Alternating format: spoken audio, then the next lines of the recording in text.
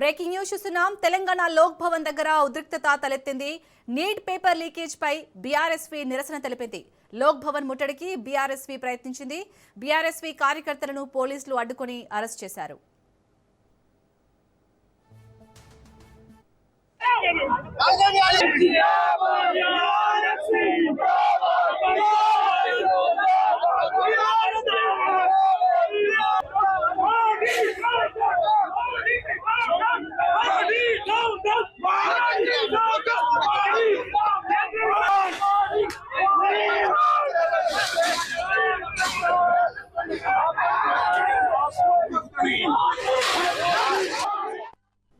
ఇక neat paper leakage పై తెలంగాణ లోక్ భవన్ దగ్గర అయితే బీఆర్ఎస్వీ నిరసన తెలుపుతున్నట్టుగా తెలుస్తుంది. మరిన్ని డీటెయిల్స్ ని మా ప్రతినిధి సైదులు అందిస్తారు. సైదులు, శాలిని, నీటి పరీక్ష రద్దును నిరసిస్తూ బీఆర్ఎస్వీ ఆధ్వర్యంలో లోక్ భవన్ ముట్టడించారు.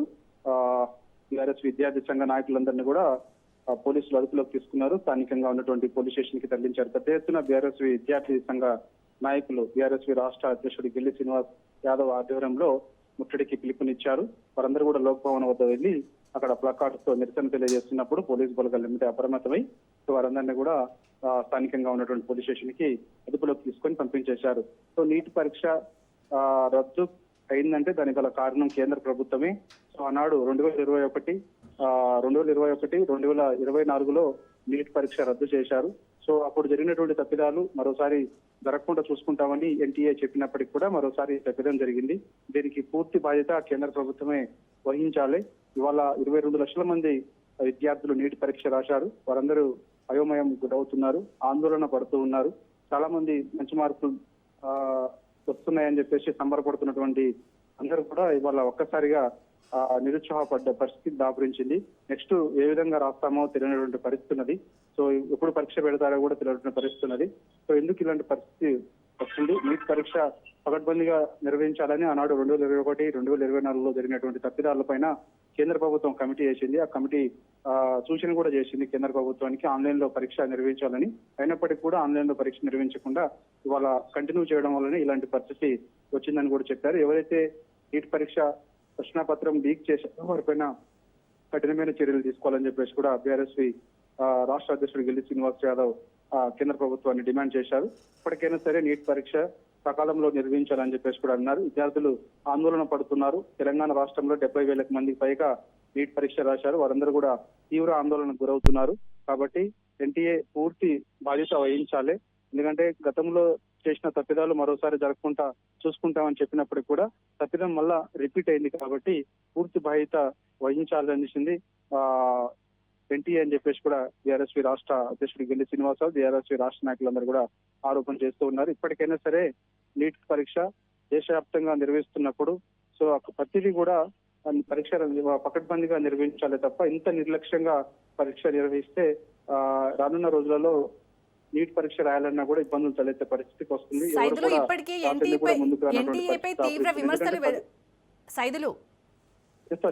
ఎన్టీఏపై ఇప్పటికే తీవ్ర విమర్శలు వస్తున్నాయి. ఎందుకంటే ఎగ్జామ్ రాయడానికి అనుమతించట్లేదు, బొట్టు తీసేయాలి, అలాగే మన చౌకమ్మలు కూడా తీసేయాలి, అన్ని రూల్స్ పాటించినా కానీ అసలు ఇంత నీట్ పేపర్ అసలు ఎగ్జామ్ అనేది పేపర్ క్వశ్చన్ పేపర్ ఎలా లీక్ అయింది? ఇప్పటికైనా ఎవరు లీక్ చేయడానికి కారణం ఎవరో తెలుసాయా?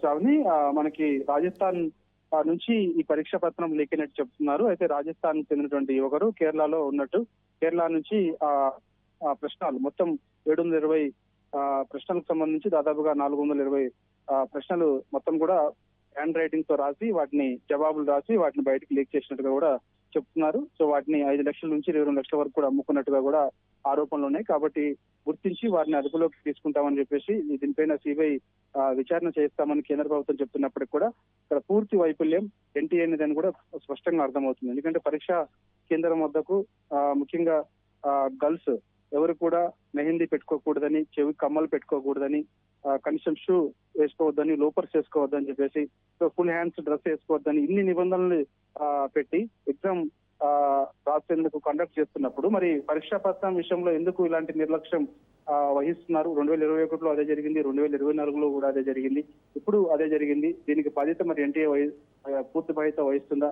వహించి దానికి ఎటువంటి సమాధానం చెప్తుంది అనేది కూడా ఇప్పుడు పెద్ద ఎత్తున విమర్శలు తలెత్తుతున్నాయి. ఎందుకంటే నీట్ పరీక్ష రాసేటప్పుడు ముఖ్యంగా గర్ల్స్ పైన పూర్తిగా ఆంక్షలు ఉంటాయి. సో వారు ఎవరు కూడా మెహందీ పెట్టుకోవడానికి వీల్లేదు, కనీసం చెవు కమ్మలు కూడా పెట్టుకోరు, లోఫర్స్ కానీ ఫుల్ హ్యాండ్స్ డ్రెస్ కూడా వేసుకోవడానికి వీల్లేదు. మరి ఇన్ని నిబంధనలు పెట్టినప్పుడు పరీక్ష పత్రం ఎందుకు లీక్ అయింది అనేది ఇక్కడ ప్రశ్న తలెత్తుతున్నాయి. పెద్ద ఎత్తున విమర్శలు కూడా ఎన్టీఏ పైన వస్తున్నాయి. కాబట్టి ఇప్పటికైనా సరే కేంద్ర ప్రభుత్వం ముందుగా బాధ్యులు ఎవరైతే ఉన్నారో వారిపైన కఠిన చర్యలు తీసుకోవాలి, ఎన్టీఏ పైన కూడా కఠిన చర్యలు తీసుకోవాలి.